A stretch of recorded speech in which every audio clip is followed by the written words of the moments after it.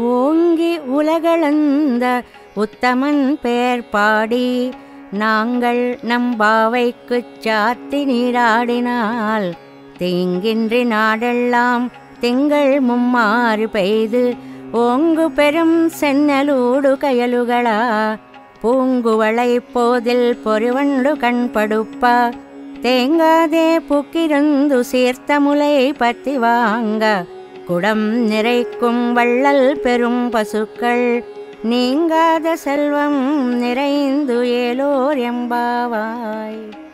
ఈ వ్రతానికి ప్రధాన ఫలం శ్రీకృష్ణ సంశ్లేషమే. అయినా దీన్ని చేయటానికి అనుమతించిన వారికి కూడా ఫలితం కలుగుతుంది. బలిచక్రవర్తి నుండి 3 అడుగుల దానాన్ని పొందిన శ్రీకృష్ణ పరమాత్మ అత్యంత ఆనందాన్ని పొంది ఆకాశమంత ఎత్తుకెదిగి 3 లోకాలను కొలిచాడు. ఆ పరమానందమూర్తి దివ్య చరణాలను అతని దివ్య నామములను పాడి ఈ దివ్య ధనుర్మాస వ్రతాన్ని చేసే నిమిత్తం మార్గశి స్నానాన్నాచరిస్తే దుర్భిక్షం అసలు కలుగనే కలగదు. నెలకు 3 వర్షాలు కురుస్తాయి. పంటలన్నీ త్రివిక్రముని వలె ఆకాశమంత ఎత్తుకెదిగి ఫలిస్తాయి. పంట చేల మధ్యనున్న నీటిలో పెరిగిన చేపలు త్రుళ్ళిపడుతూ ఆనంద సమృద్ధిని సూచిస్తాయి. ఆ నీటిలో విరిసిన కలువలను చేరిన భ్రమరాలు అందలి మకరందాన్ని గ్రోలి మత్తుగా నిద్రిస్తాయి. ఇవన్నీ సమృద్ధికి సంకేతాలే.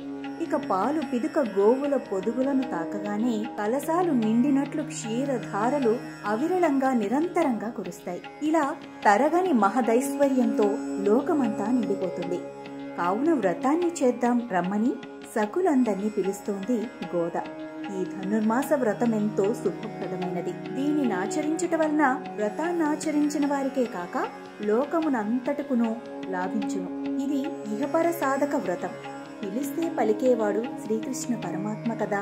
మరి విశేషంగా ఆరాధించిన వారికే కాక లోకానికి అంతటకు కళ్యాణాన్ని కలిగించి శుభాలను చేకూర్చేవాడని వ్రత ఫలాలను వివరిస్తోంది గోదాదేవి.